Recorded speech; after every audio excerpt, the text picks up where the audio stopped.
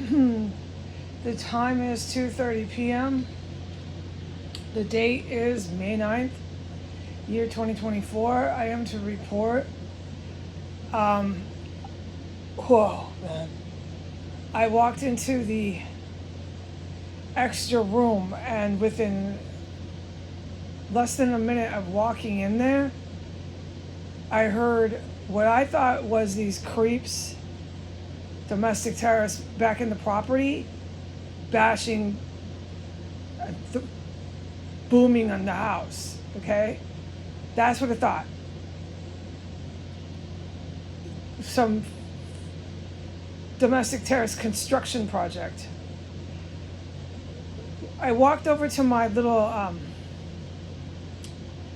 area over there where the cat box is, on that side of my extra room. And it took me no time at all to stand up and walk over there from my chair. And the boom was so massive and loud, and the vibration, the air vibration, all of it. I don't recall words, but it went boom through the whole house, all the way up here. It was definitely from downstairs, dining room, kitchen, somewhere down there. I don't know, but down there, right by me. So I thought, okay, these creeps are back. They really have a lot of nerve, no matter how many military, and what is this federal agent, or I don't know, but I know I've recognized military. I have seen and can testify and tell anybody for the rest of my life I've seen for years, and recently, multiple identifiable military helicopters circling this house. Okay, so I all these thoughts were going through my mind, like as I stood there. There was no TV. I could hear everything. I'm like, they have a lot of nerve here. They just don't stop coming through the front door. You get sick to your stomach, all of the above. Then it makes you sick. It makes anybody who's surviving something like this sick to their stomach.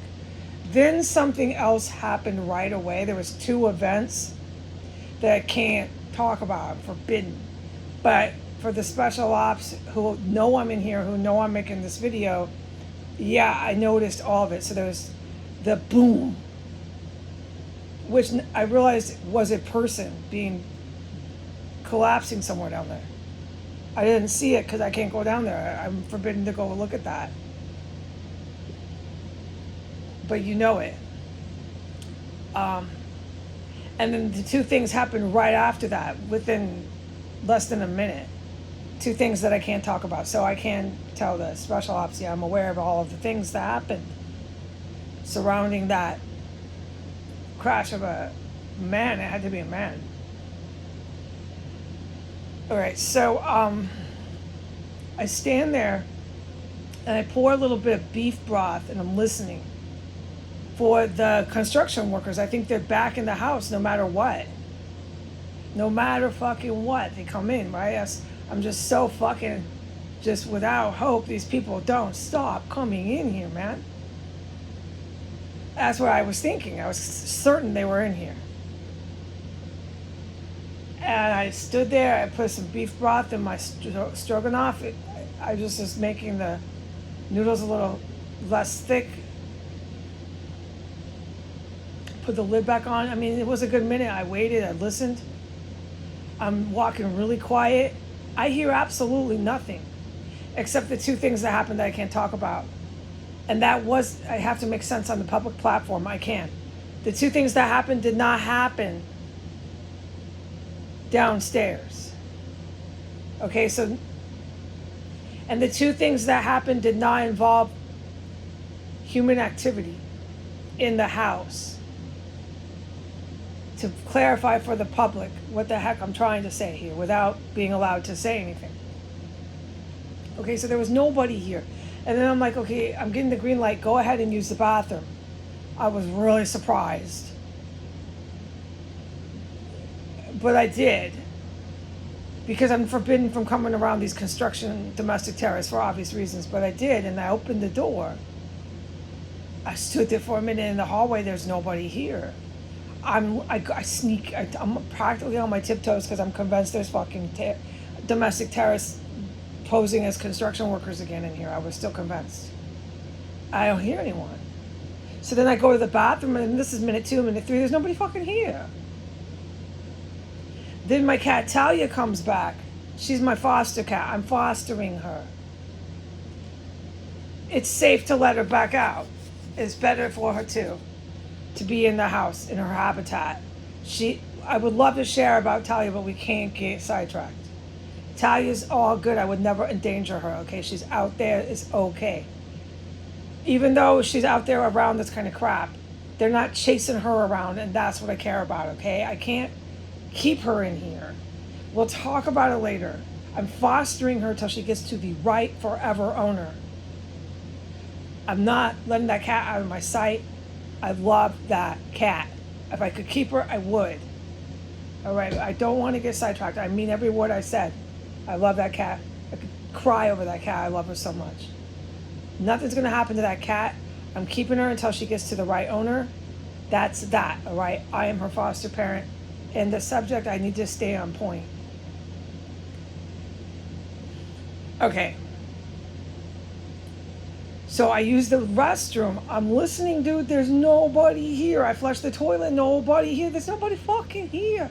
My cat, like I just said, sorry. This is what I mean by I get sidetracked. She came up from down. I think she came up from downstairs.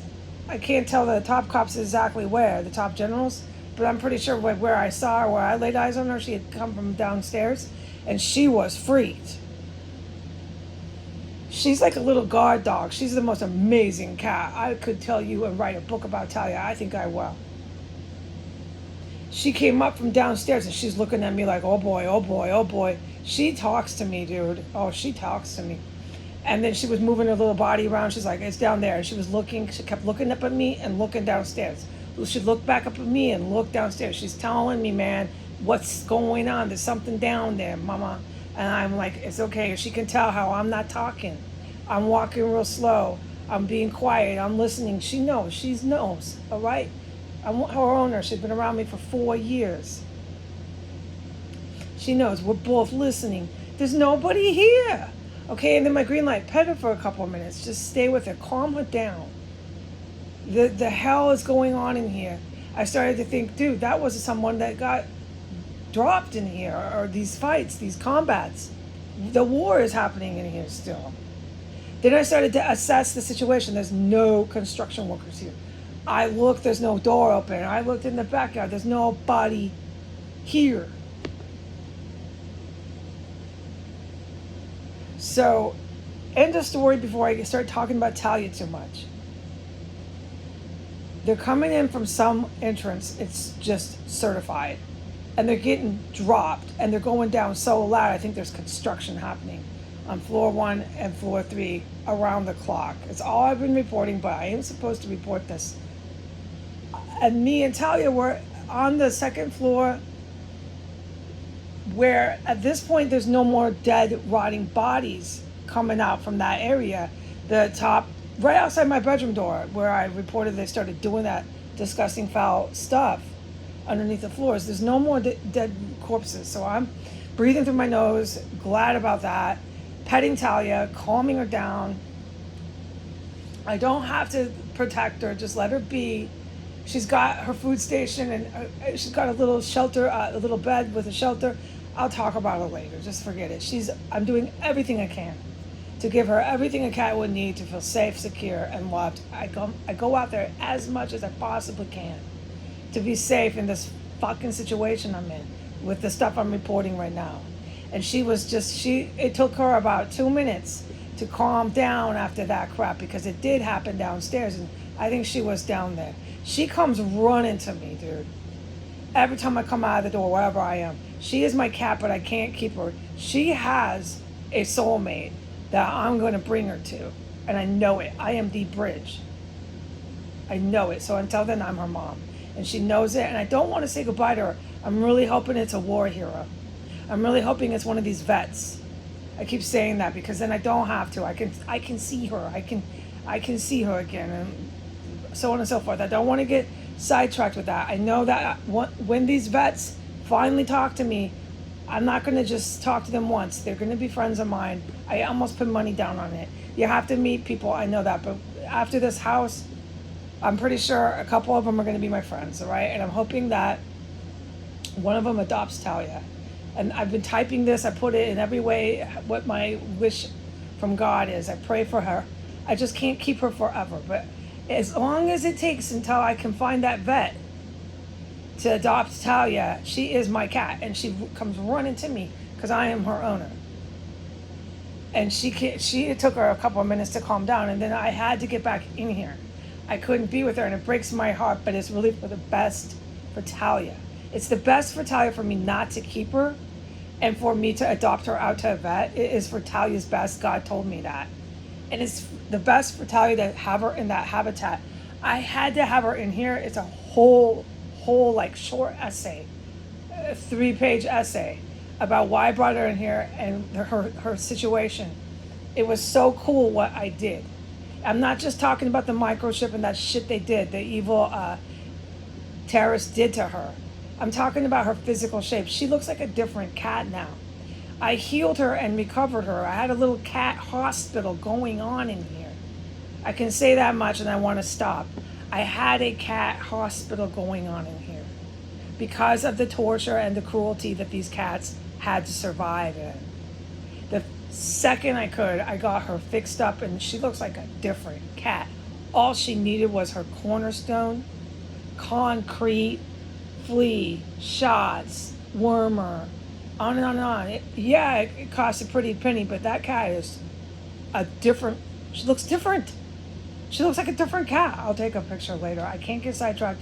We're on minute 12. I can talk about Talia forever. She knows what I did for her. But I can't have her in here. It's not okay. She has to be in her own habitat.